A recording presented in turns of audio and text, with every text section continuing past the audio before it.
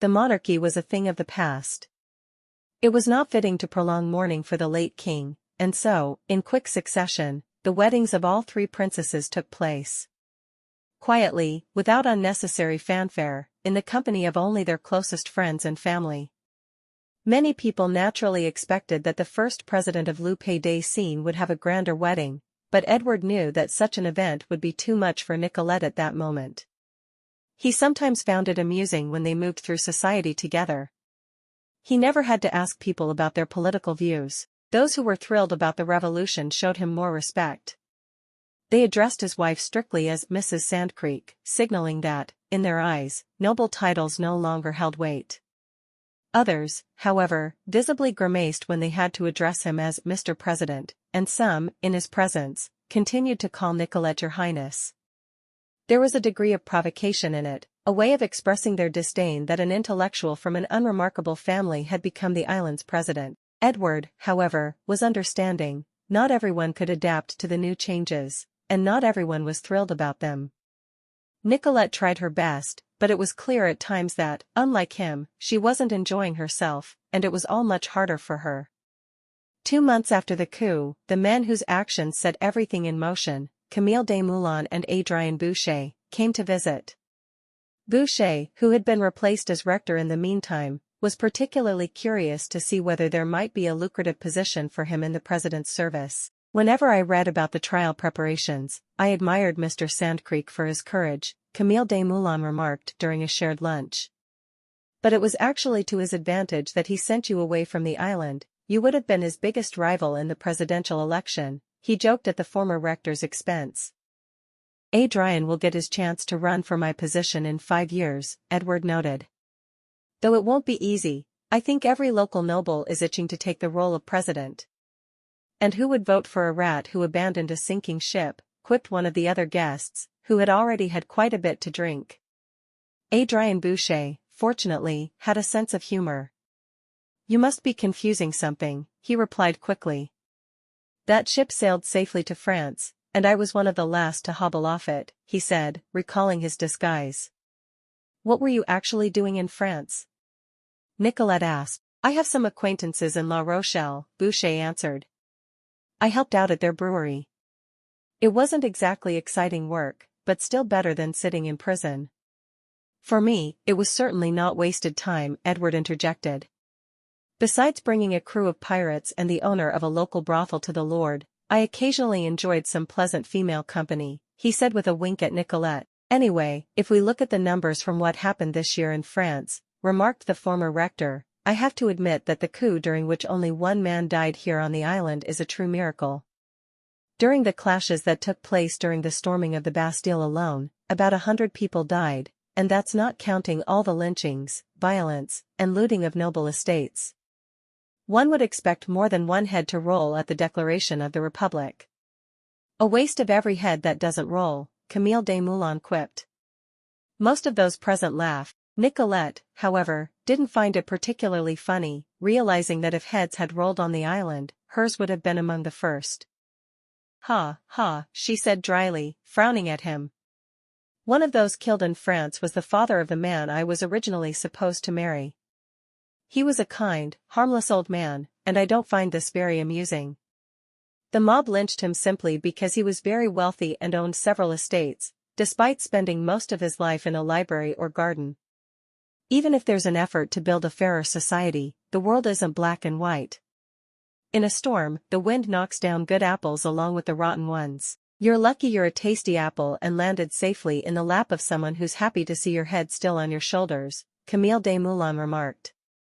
The mention of a lap brought to mind an inappropriate innuendo, which, having had quite a bit to drink, he didn't hesitate to voice aloud. Nicolette grew angry.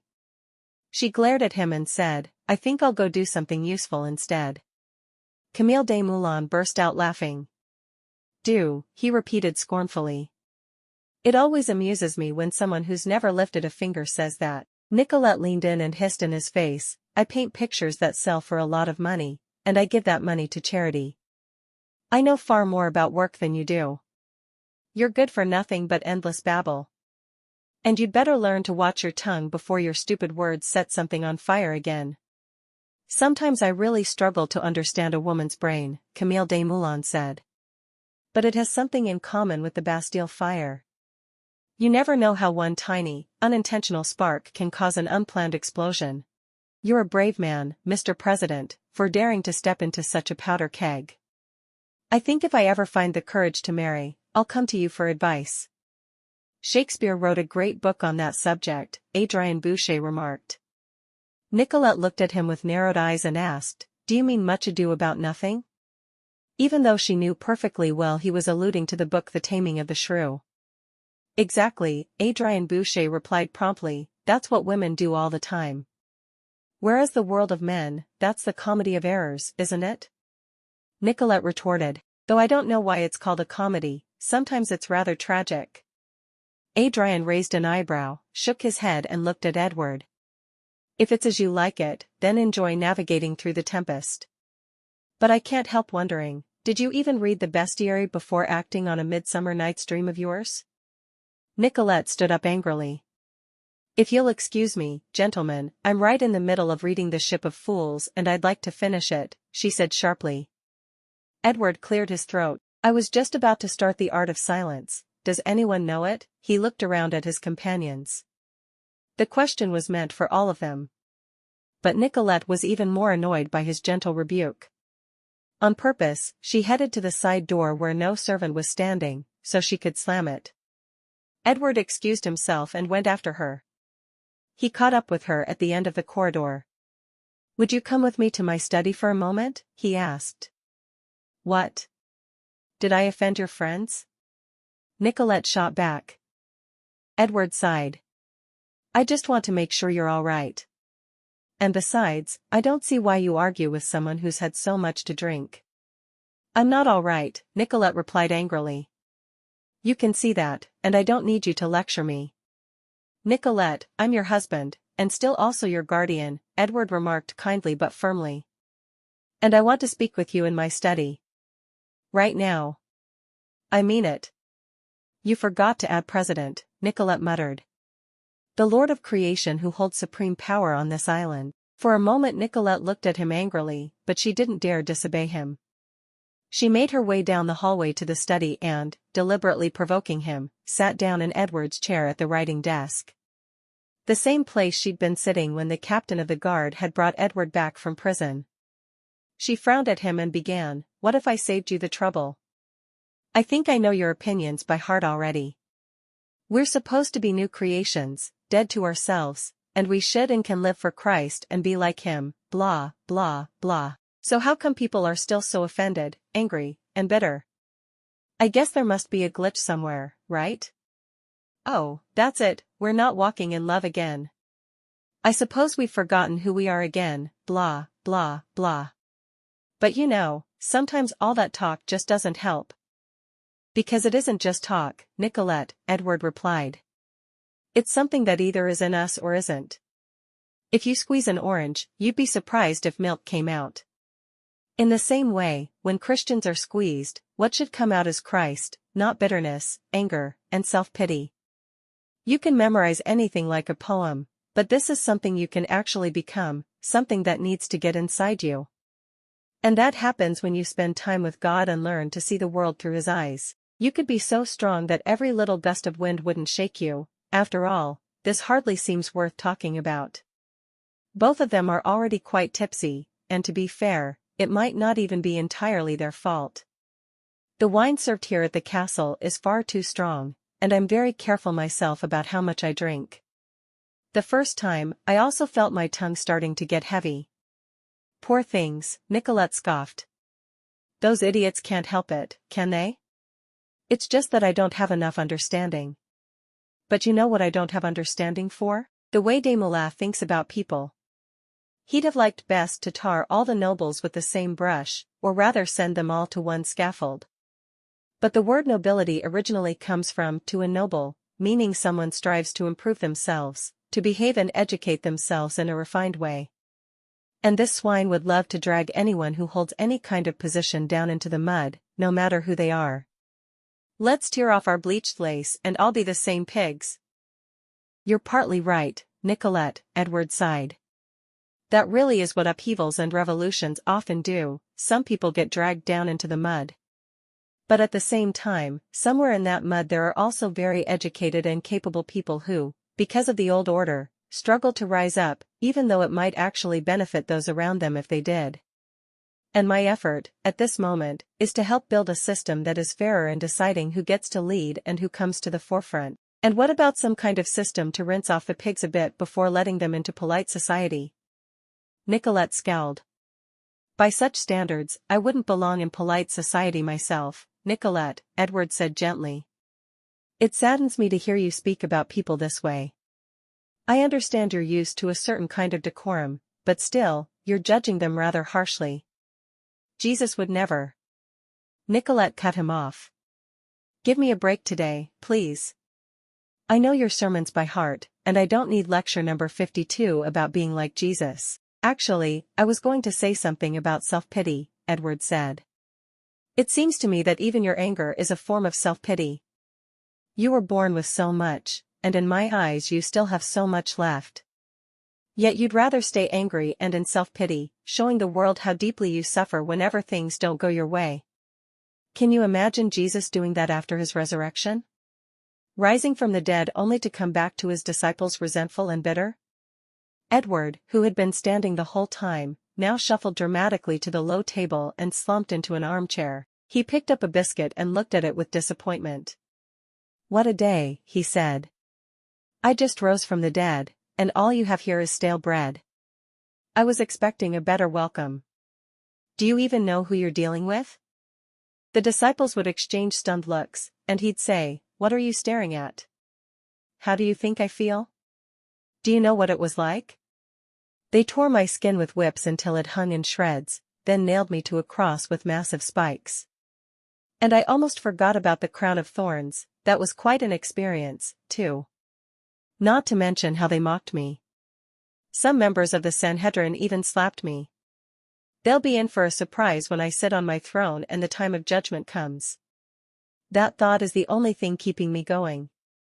I don't know how else I'd cope with what I went through. So much suffering. And for what? Your stupid sins. So, friends, if you even deserve to be called that, I want to tell you what's next. You're going to go out into the world and tell everyone how I paid for sin, and you'll baptize people in my name. And then, one day, if you really try hard, you'll sit on 11 thrones and judge the tribes of Israel. That is, if you prove yourselves, you'll face some floggings here and there, and almost all of you will die a martyr's death, except for John, because he's the only one who ever sort of got me. I'll save him, even if they throw him into a cauldron of boiling oil. Peter would ask, and what about the rest of us? You've got some nerve asking. Jesus would reply. Who denied me 3 times a few days ago? They'll crucify you, and several others, too. Don't think that if you want to be pillars of my church and sit on 11 thrones to judge the tribes of Israel, it'll come for free. John would venture, Lord, you've said 11 twice now, but there are 12 tribes of Israel. Is there some hidden meaning? Jesus would shake his head in disbelief. Of course there's a hidden meaning. Everything I say has a hidden meaning. So hidden that, as usual, none of you get it. Not that it surprises me. The 12th tribe is Levi, and they're the ones who produce the priests. And the priests were the nastiest to me this week. I can't wait to judge them myself. I am going to savor it. And as Jesus spoke, God would snatch him up and carry him to heaven. An angel would appear in his place and look at the disciples. Don't take it personally, he'd say, trying to encourage them. He's always been a bit self-pitying. It'll pass eventually. When people sinned in Eden, he completely fell apart, but after 2 millennia, he was doing much better mentally and started working out the details of coming to Earth to save humanity. He probably imagined it a bit rosier, but the important thing is he pulled it off. So, go to Jerusalem. You'll receive the Holy Spirit there, and he's not so unstable. If you try hard and do what he told you, Jesus will get over it, and everything will be fine. And with that, the angel would vanish. John would look around awkwardly at the others. Look, gentlemen, I was planning to write a book about Jesus, and I know Matthew's thinking about it, too. What if we just wrote the details of his life and didn't dwell too much on what happened after the resurrection? So that people aren't put off. Not everyone needs to know how Jesus fell apart here. He paid for our sins, and that's the main thing. We can't expect too much of him. Nicolette smirked, and Edward raised an eyebrow, looking at her intently. Nicolette shook her head. "You'll never change," she remarked. "Maybe you should get a new name. Your name has sand in it, but you're like that house built on rock. Whether you're in prison or leading this country, you're always the same. No matter what happens, you always know who you are and where you're going. Sometimes it's inspiring, but when I feel like something's unbearable, it drives me up the wall. It's like someone set an unreachable goal in front of me, like jumping over a river, and I start to crumble just looking at it. Then you come along and ask, what's the problem? Sometimes I could slap you for it. And you just give that clueless smile and walk across the river on water. Then from the other side, you say, this is just a normal Christian life, this is how we're supposed to live. It's pretty simple. We can be unshakable, like Daniel in the lion's den or the 3 young men in the fiery furnace. All it takes is knowing who God is and who we are. Nicolette looked at Edward thoughtfully, then stood up. "Edward the ever-unshaken," she said quietly, taking his hand and asking, "Will you come with me, please?"